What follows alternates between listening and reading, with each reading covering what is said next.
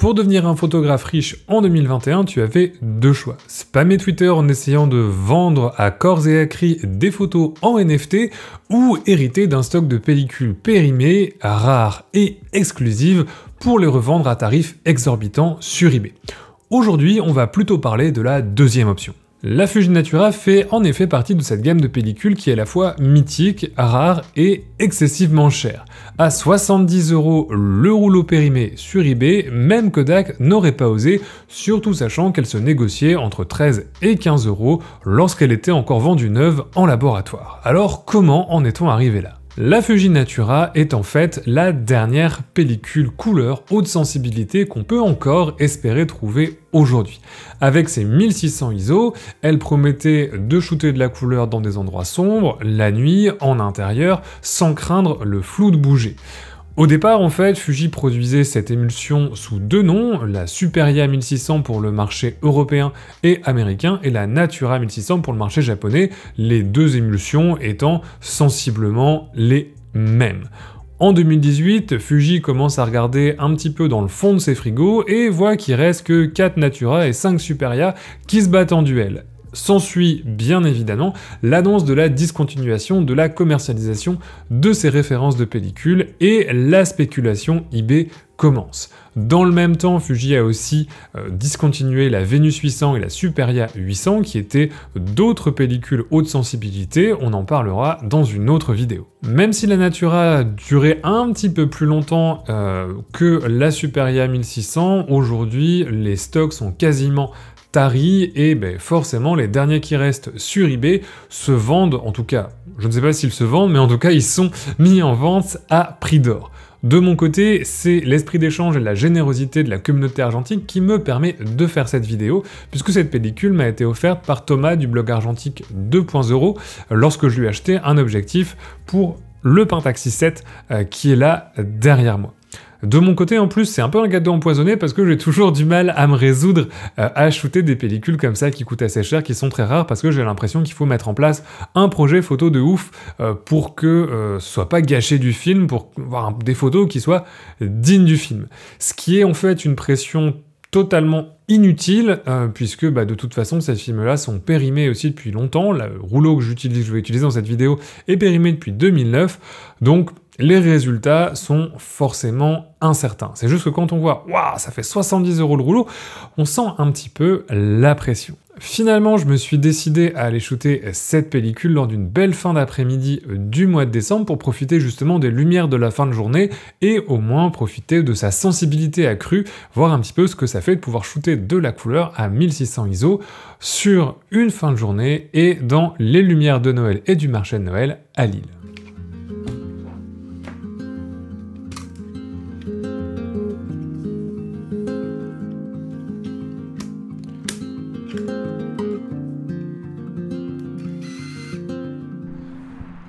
Bon, petit mot rapide pour commencer cette pellicule de Fuji Natura.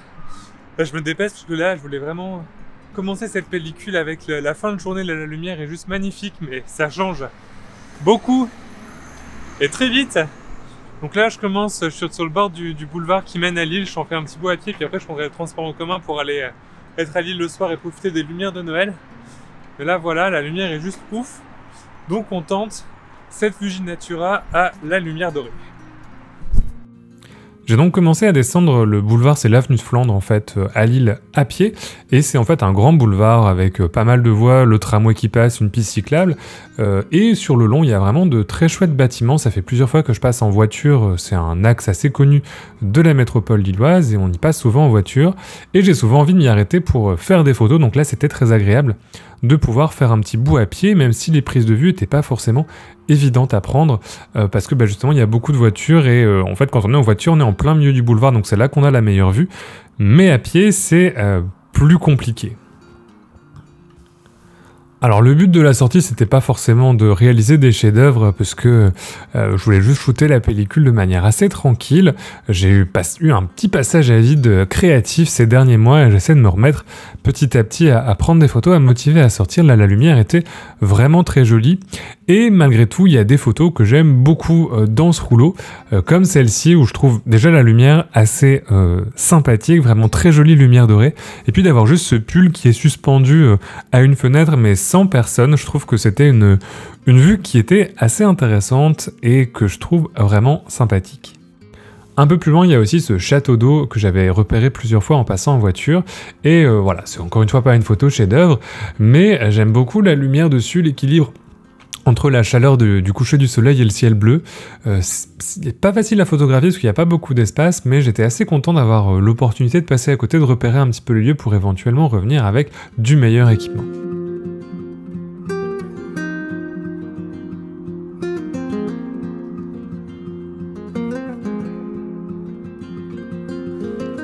Avec le jour qui commençait vraiment à tomber, je commençais vraiment à être en retard sur la lumière. Au niveau des angles de vue, j'ai donc pris les transports en commun, j'ai pris le tramway pour me rendre sur l'île, faire le reste du boulevard en tramway. Et je suis arrivé sur l'esplanade de Ralil, qui est aussi un quartier que j'aime beaucoup dans l'île, où il y a notamment la tour du Crédit Lyonnais. Je commençais par une prise de vue assez facile et assez connue dans l'île, d'avoir voilà, le haut de la tour du Crédit Lyonnais entre les deux bras du pont de l'Europe. Et voilà, c'est une vue assez facile, mais que je trouve toujours intéressante, qui marche bien, notamment avec la lumière du soir. D'habitude, je la fais en noir et blanc, mais là, je trouve que ça rendait bien. Puis après, j'ai simplement fait quelques vues de la tour qui était vraiment jolie avec la petite lumière du soir, le crépuscule, qui rendrait vraiment très bien, essayer de jouer un petit peu avec les différents volumes et les différentes lumières, surtout que la pellicule a un ton très pastel, très agréable. Bon, j'ai pris le tram jusqu'à Lille. Pour le coup, le plan de la fin de journée, c'est d'essayer de profiter des décorations de Noël, etc. pour avoir aussi des vues de nuit, parce qu'avec une pellicule couleur à 1600 ISO, c'est aussi intéressant. Déjà là c'est hyper chouette parce que malgré tout on est quand même sur la fin de journée, on est en plein hiver. Et sur une pellicule standard à 400, je serais facilement déjà au 60e. Enfin je pourrais pas avoir les vitesses que j'ai là, je peux facilement être à f8 et garder quand même une vitesse d'obturation élevée, genre de un 350e, un 400e. Donc c'est vraiment hyper confortable pour de la photo d'architecture et pour essayer d'avoir aussi le maximum de l'optique par rapport à devoir être à pleine ouverture, parce que là clairement je pense que si j'avais un film 400 ISO, si je voulais être à f8, faudrait que je sois sur trépied ou alors faudrait que je sois à pleine ouverture. Je pourrais pas avoir ce combo là, et c'est vraiment dommage que ça n'existe plus des pellicules comme ça 1600 ISO natif, sachant que là comme elle est périmée depuis 2009, je l'expose à 1000 ISO, donc je la surexpose un tout petit peu pour essayer de compenser un peu la péremption, mais pas trop parce qu'elle a été bien conservée. Donc je pense qu'après quand ça baissera, je la repasserai à 6600 ISO nominaux. Là bon, comme il y a de la lumière, c'est pas trop gênant, ça peut supporter un petit peu de surexposition dans tous les cas. En tout cas j'ai hâte de voir ce que ça va donner. On va continuer et puis là ça va être tranquillement la fin de journée. On va arriver vers les lumières bleues, les premières lumières de la ville vont s'allumer et ça va être chouette.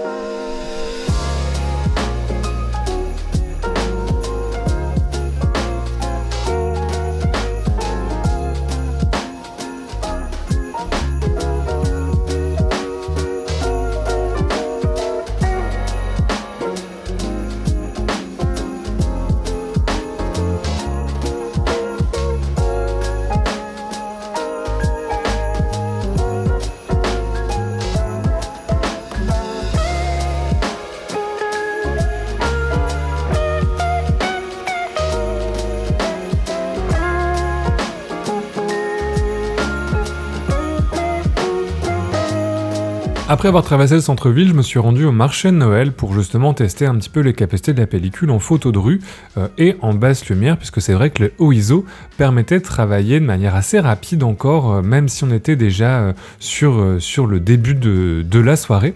Et j'ai eu quelques photos assez rigolotes, j'aime beaucoup celle-ci de la prise de vue avec l'île au chaud et cette vendeuse qui est vraiment emmitouflée avec son téléphone, je trouve vraiment réussi. Et quelques autres prises de vue assez classiques du marché de Noël, du fromage à raclette et des différents stands de nourriture qui étaient foison. Et c'était vraiment agréable d'avoir ces 1600 ISO pour travailler justement en photo un peu nocturne, photo de rue un petit peu rapide, puisque j'avais vraiment la possibilité de travailler rapidement et ça c'était super intéressant. Je suis ensuite allé plus loin dans le centre-ville, on commençait vraiment à avoir les lumières du soir qui étaient là, les illuminations de Noël qui commençaient, c'était ce que j'étais venu un petit peu chercher, et là on a vraiment eu des choses assez intéressantes. J'aime beaucoup cette image du bâtiment de la Voie du Nord avec les illuminations. Là je trouve que on a vraiment des jolies couleurs, même en lumière artificielle, on a quand même un éclairage qui reste assez naturel. Bien évidemment, j'ai fait également plusieurs prises de la grande roue, en plus le ciel derrière qui était pile à l'heure bleue était vraiment magnifique et a vraiment donné des choses intéressantes, même si la péremption de la pellicule commençait à se faire sentir notamment dans l'apparition du grain et de la latitude. Donc là j'ai vraiment essayé de jouer avec les différentes illuminations de lumière, les éclairages artificiels, pour voir un peu comment la pellicule allait y répondre.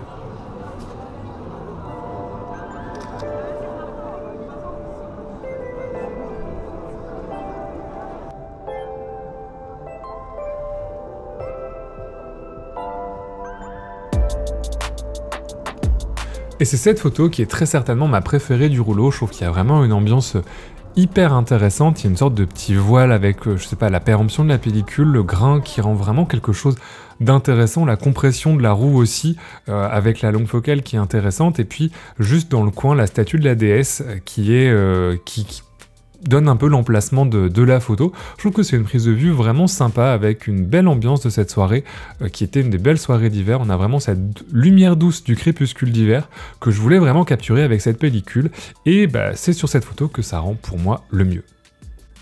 Je voulais terminer ma pellicule sur la chenille, qui est un autre manège emblématique des Noëls à Lille. Il y avait cette maman et son petit garçon qui étaient juste là sur les lumières. Je voulais capturer en fait à la fois les lumières du manège et les personnages, mais j'ai été trompé par ma cellule dans ma précipitation de capturer le moment. J'ai exposé pour les hautes lumières et pas pour les ombres. Et de toute façon, je pense que en termes de vitesse, j'aurais été un petit peu trop limité parce que là, même à 1600 ISO, on commençait à être un petit peu juste en termes de lumière, de contraste. Et avec la péremption, je pense que la pellicule a perdu un petit peu de sa latitude d'exposition, donc mes personnages sont perdus dans le noir. Et après c'était la dernière photo de la pellicule, et de toute façon il a commencé à faire trop noir, même pour les 1600 ISO, sans trépied, ça aurait été difficile de continuer.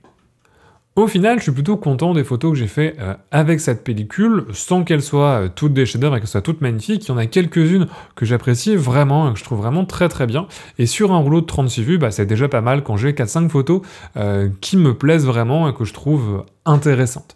La pellicule que j'avais, comme je te le disais, elle a périmé en 2009 et j'avais peur qu'en traînant plus pour la shooter, le temps de trouver un projet, surtout qu'avec le Covid qui continue, etc., c'est des fois difficile de trouver des projets photos, de se motiver et d'organiser vraiment des grands projets photos.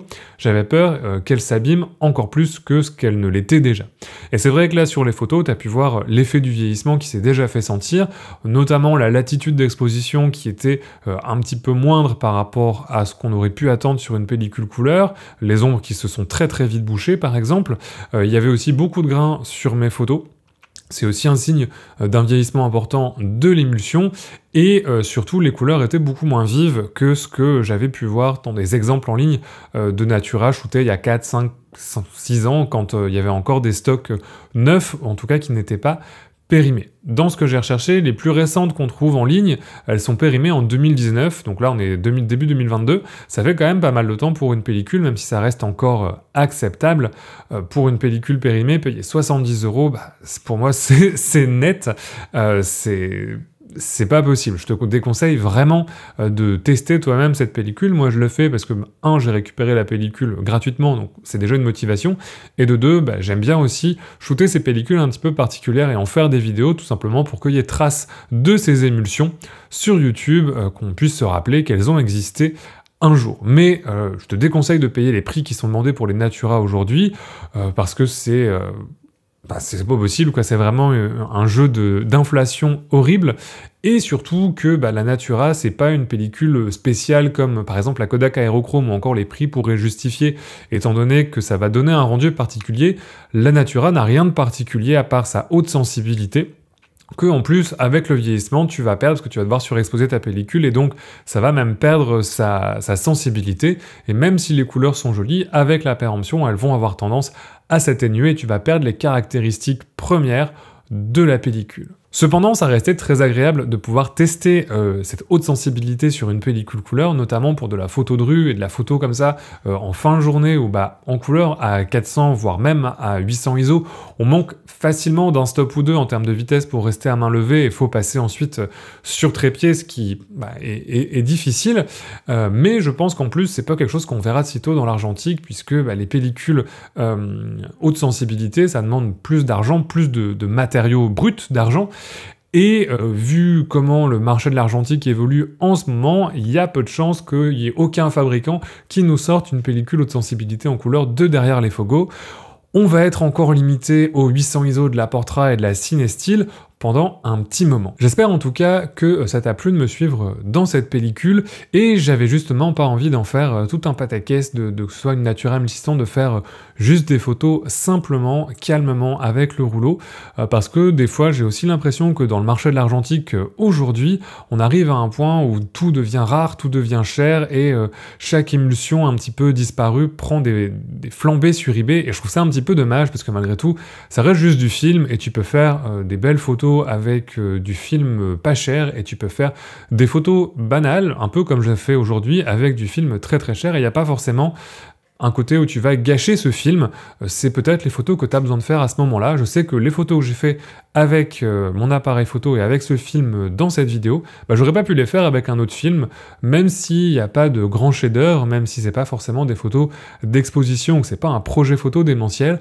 Je trouve que c'était agréable de faire cette pellicule, et c'est peut-être ça qui compte dans la photographie argentique, quel que soit le matériel et quelles que soient les pellicules que tu vas utiliser. Je trouve ça toujours dommage de voir ces pellicules qui prennent des proportions de prix terribles sur eBay, qui deviennent inaccessibles pour la plupart des gens, alors que malgré tout, c'est juste du film, et à la fin, on a juste des photos.